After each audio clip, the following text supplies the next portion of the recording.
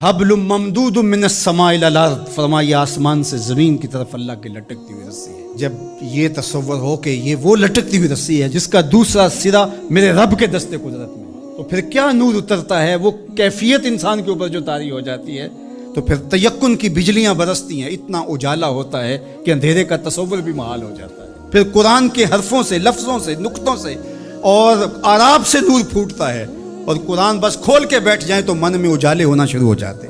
جب یہ تیقن انسان کے ساتھ جڑ جائے، چے جائے کہ قرآن کھول کے پڑھا جائے، سمجھا جائے، مفاہیم و مطالب کو جو ہے وہ سمجھنے کی کوشش کی جائے، یا کسی عالم یا کسی صاحب نظر کی صحبت میں بیٹھ کے قرآن سیکھا جائے، پھر تو جو روشنیاں برستی ہیں، من میں اجالے ہوتے ہیں۔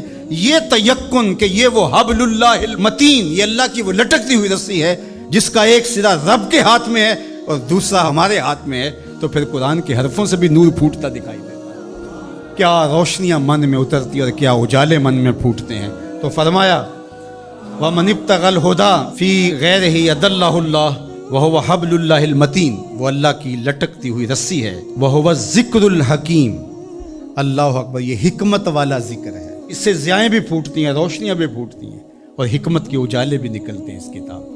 حرف حرف نور بانٹتا ہے، لفظ لفظ اجالے بانٹتا ہے۔ قرآن کے لفظ نہیں ہے بلکہ کتاروں کے اندر چراغ رکھے ہوئے ہیں۔ اللہ اکبر، اس کی روشنی کے اندر زندگی کی راہیں اجالی جاتی ہیں، اور پھر زندگی کا اسلوب نصیب ہوتا ہے۔ وَهُوَ الصِّرَاطُ الْمُسْتَقِيمُ، اور یہ بالکل سیدھی راہ ہے۔ سیدھی راہ قرآن بتاتا ہے۔ قرآن کی رہنمائی حاصل کرنے والے کبھی بھی گمراہ نہیں ہوتے، ان کی راہیں کبھی گم نہیں ہوا کرتی۔ پھر ارشاد فرمایا هُوَ الَّذِي لَا تَزِيغُ بِهِ الْأَهْوَاءُ، اللہ اکبر، یہ ایسی کتاب ہے جو خواہشات کو بے قابو نہیں ہونے دیتی۔ یہ کتنی بڑی بات میرے حضور نے فرمائی۔ انسان اپنی خواہشات کے پیچھے ہی لگ کر کے گمراہ ہوتا ہے۔ بلکہ میں آپ کو ایک اور بات بتاؤں، اور وہ یہ کہ ہر دور کے اسلوب بدلتے ہیں۔ اب خط تو نہیں آتا، اب میسج آتا ہے، دور بدل گیا ہے نا۔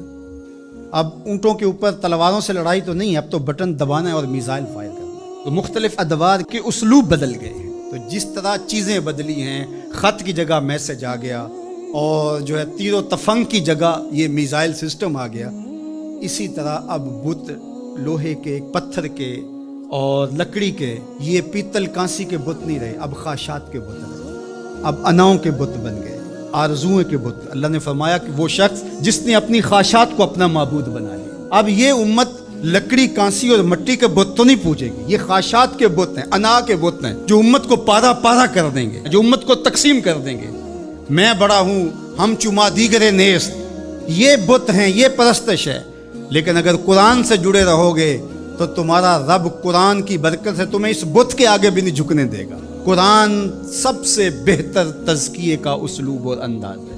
اللہ اکبر، اس لیے فرمایا کہ جب تزکیہ ہوتا رہے گا تو پھر نفس میں آوارگی نہیں آئے گی۔ اس لیے قرآن کی روزانہ کی بنیاد پہ جو تلاوت ہے وہ انسان کی زندگی کے اندر نظم پیدا کرتی ہے۔ اللہ نے چاہا تو آئندہ کچھ برس کے اندر جمعۃ المبارک کے خطبے کے دوران ہی انشاءاللہ قرآن مجید ترتیب سے ہم شروع کر کے کوشش کریں گے کہ جو ہے وہ والناس تک اس کی ضروری توضیحات اور تفسیرات جو ہے وہ آپ کے سامنے رکھی جائیں، اور یہ قرآن مجید کی کلاس کی شکل اجتماع جمعہ اختیار کر گیا ہے۔ اور کچھ ایسے لوگ بھی ہیں جن کی فیملیز بھی ساتھ آتی ہیں، اور اوپر خواتین بھی اس طرح موجود ہوتی ہیں۔ تو میرے ذہن میں آتا ہے کہ جو مکمل فیملیز آئیں گی، بچے بھی آئیں گے، بیٹے بیٹیاں بھی آئیں گی، مرد بھی آئیں گے، تو ان کو ہم المصطفیٰ قرآن فیملی کا نام دیں گے انشاءاللہ۔ آپ رجسٹریشن بھی کروا لیں اس کی، اور الگ بھی ان کے لیے جو ہے وہ سیشن رکھیں گے قرآن مجید کے حوالے سے۔ جتنے سالوں میں بھی تکمیل ہوتی ہے اپنی حاضری کو یقینی رکھیں، اور مجھے امید ہے کہ اس کی برکتیں زندگی میں اتریں گی اور نور پیدا ہوگا۔